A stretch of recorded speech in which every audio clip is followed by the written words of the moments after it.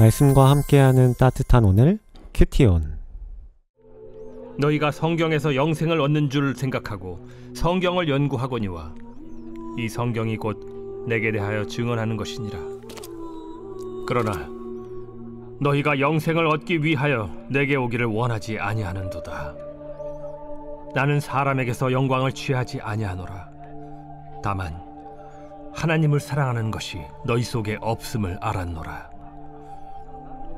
나는 내 아버지의 이름으로 왔음에 너희가 영접하지 아니하나 만일 다른 사람이 자기 이름으로 오면 영접하리라.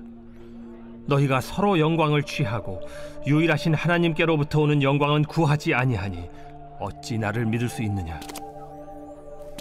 내가 너희를 아버지께 고발할까 생각하지 말라.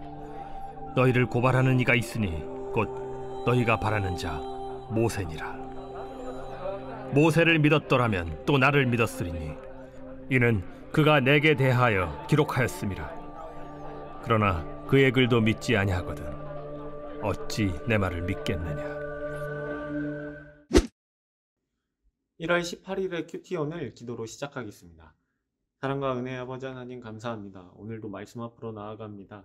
이 말씀을 통하여 주님을 더욱더 만나기 원하고 깊이 있는 만남 갖기 원하오니 하나님 만나주시고 인도하여 주옵소서. 감사드리며 예수님의 이름으로 기도합니다. 아멘.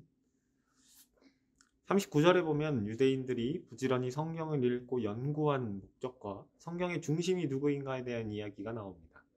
유대인들이 성경을 연구한 목적은 성경에서 영생을 얻는다고 믿었기 때문입니다.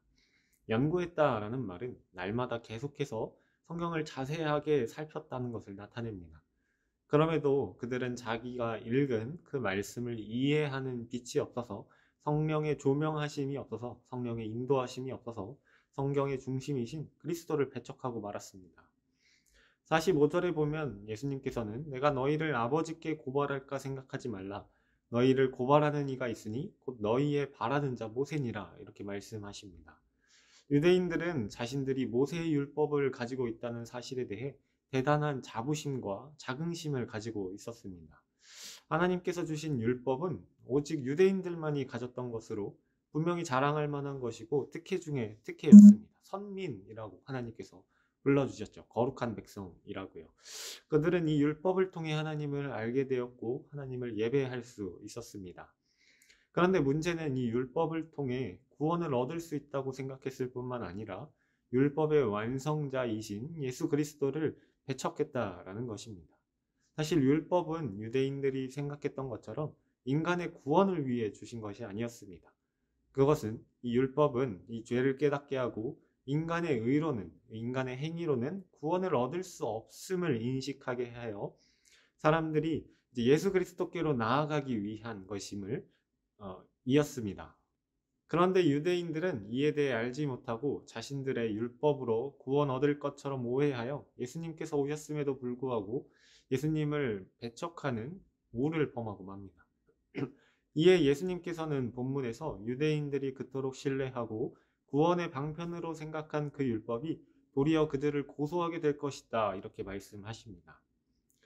예수님께서 말씀하신 이 내용은요, 이 율법이 하나님의 법정에서 어떤 역할을 하게 되는지를 알려줍니다. 죄인들을 위해서 변호하는 것이 아니라 그들의 잘잘못을 낱낱이 드러내려고 하는 것입니다. 결국 율법의 행위에 의지해 하나님의 의를 얻으려던 모든 이들은 심판을 면할 수 없게 될 것입니다. 율법은 은혜와는 다르게 행위를 요구하기에 연약하고 불완전한 인간으로서는 심판이 불가능합니다. 그 율법을 온전히 다 실행할 수 없기 때문이죠. 유대인들은 모세를 절대적으로 신뢰해 스스로 모세의 제자임을 자처하고 이를 자랑스럽게 여겼지만 이 모세가 증거한 선지자, 왕, 제사장이신 예수 그리스도를 믿지 않고 거부하였고 그래서 모세 역시 믿지 않았음을 나타냅니다. 유대인들은 율법을 가지고 있었지만 자신들의 죄에 대해서는 인식하지 못했고 모세, 곧 율법이 증거한 하나님의 보내신 분, 하나님의 독생자 예수 그리스도를 거부하였습니다. 그러나 은혜 안에 거하는 이들에게는 그의 믿음이 근거가 되어 율법은 그를 고소하거나 정죄할 수 없습니다. 여기서 우리는 율법의 행위로서가 아니라 하나님의 은혜와 예수 그리스도를 믿는 믿음 안에서 구원을 얻는다는 사실을 발견할 수 있습니다. 우리가 성경을 아는 것 그리고 믿는 것은 다를 수 있습니다. 단지 알기만 하는 자들은 자기 지식을 자랑하고 그것으로 인해 만족할 것입니다. 예수님 당시 대다수 유대 종교 지도자들의 실상이기도 했습니다. 예수께서 그들을 모세의 자리에 앉았다라고 지적하신 것은 그들의 성경에 대한 지식이 상당한 수준이었음을 나타냅니다. 하지만 그와 함께 그들은 말만 했고 도무지 행하지 않는다라고 말씀하시므로 성경을 알기만 하고 그들이 성경을 믿지는 않았음을 또한 나타내셨습니다. 유대인들은 어려서부터 하나님의 말씀 가운데 양육돼 성경에 대해 해박한 지식을 가지고 있었을 뿐만 아니라 중심적인 삶을 살았습니다. 그것은 예수님 당시에도 마찬가지였습니다. 때문에 당시 유대인들은 매우 경건한 하나님의 백성들로 보일 수 있었습니다.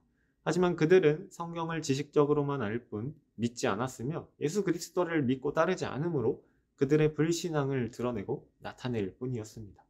그렇다면 오늘 우리는 그리스도인이라고 자처하는 우리는 어떠한 삶을, 어떠한 신앙을 가지고 있습니까?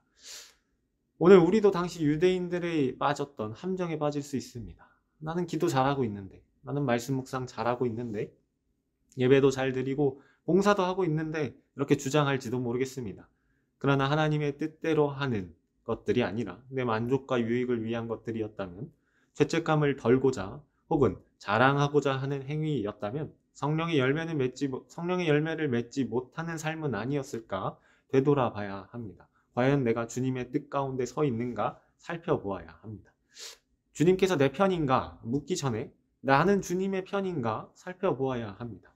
온 마음과 뜻과 힘을 다해 주 너의 하나님을 사랑하라 말씀하시고 내 이웃을 내 자신과 같이 사랑하라 말씀하신 것처럼 이 말씀처럼 실천하며 그 뜻을 분별해 나가는 우리 모두가 되기를 간절히 소망합니다.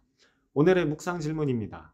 첫 번째는요. 나는 성경을 계시된 하나님의 말씀으로 읽고 묵상하고 있습니까? 두 번째는 예수 그리스도를 어떠한 마음으로 따르고 있습니까? 이 묵상 질문들 놓고 더 깊은 기도의 자리로 나아가시겠습니다. 기도하겠습니다.